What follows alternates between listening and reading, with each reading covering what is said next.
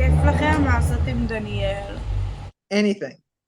He's so much fun to be with. He's so easy to be with.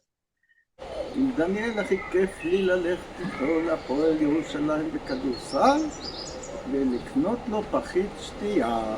לשחק בשבת איתו. זה לשחק איתו בכדור. לשחק מיינקראפט או פורטנייט. כיף לראות איתו סרטים. מה דניאל הכי אוהב לאכול? נראה לי את הדייסה של סבא. את הדייסה של סבא.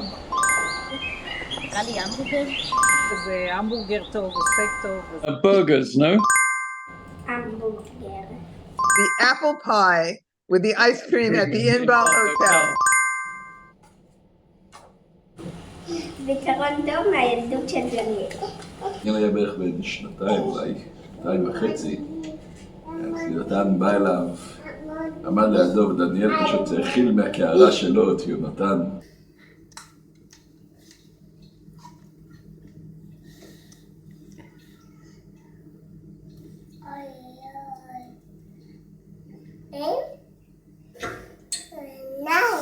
יום אחד שהוא לא הציק לי. I think my best memories of you are probably from all the family holidays we went on and like getting all the food going on the water slides, especially in the Bahamas. אני זוכרת שכזה הלכנו ואז היינו ליד הים והוא כזה עשה לי ככה ואני כזה חייכתי כזה. Our sleepovers with Jonah are really fun, and when we watch movies together, I always really love it. בשבת הראשונה שהגעתי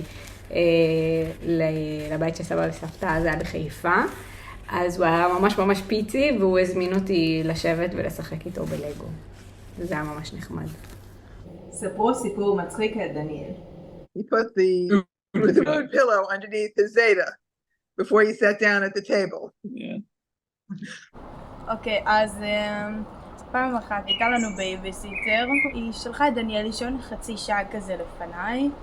כשקנינו את הרובוט לנקות את הרצפה, אז דניאל היה הראשון שראה אותו, ואז כשהאחים שלו הגיעו, הוא אמר להם, תראו, קנינו רובוט. אז אמרו לו, מה עושים עם הרובוט? אז אמר, תגידו לו רובוט, שלום רובוט. אז הם התחילו לדבר עם הרובוט ולא הבינו למה הרובוט לא עודד.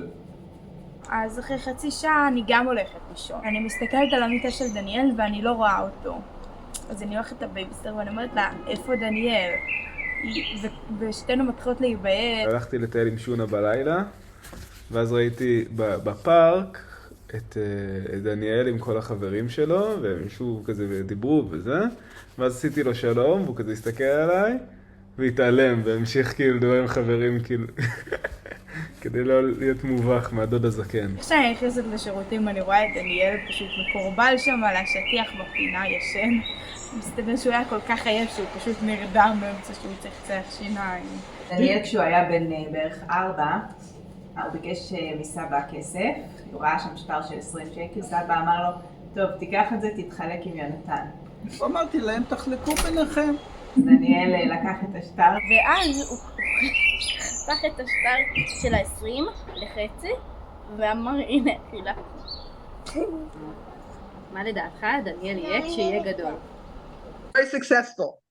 אני חושב שהוא רוצה להיות מיסטר ביסט. הוא לא יהיה שחקן פיפה.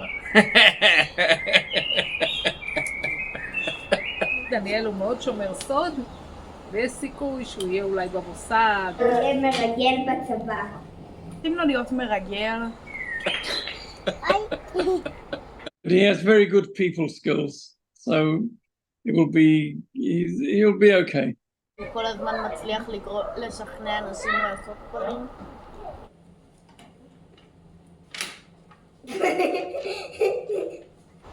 מה את חושבת על דניאל? Greets everyone with a smile, yeah, and he always seems to be very thoughtful.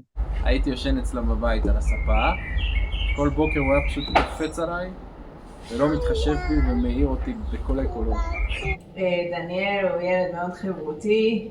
מציק לפעמים. משחק משחקים עם החברים שלו, הוא תמיד לא מרמה. אז כל פעם הוא מוצא דרך ערמומית יותר לעבוד עליי. הוא ילד עם המון שמחת חיים, חמוד, יש לו לב טוב, יש לו חוש הומור מאוד מאוד מצחיק. קול ואחלה גבר.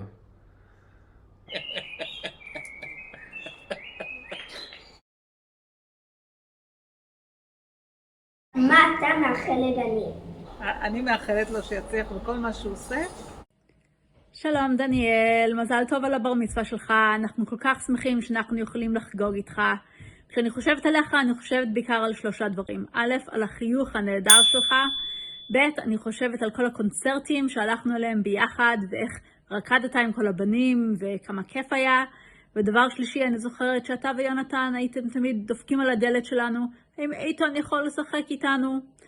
בקיצור, אנחנו מאוד גאים בך ואוהבים אותך, ושיהיה לך במזל טוב, לך ולכל המשפחה. דניאל, שיהיה עד 120. שתמשיך להיות כמו שאתה. דניאל היקר, אני רוצה לאחל לך הרבה מזל טוב לבר מצווה.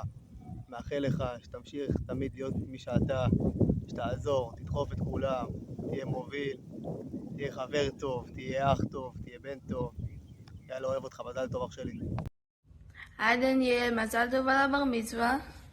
אנחנו מאוד מאוד גאים בך ומתרגשים לבוא לחגוג איתך את הבר מצווה, ורק רצינו להגיד ביחד מזל טוב. מיהו זל טוב מקמילה.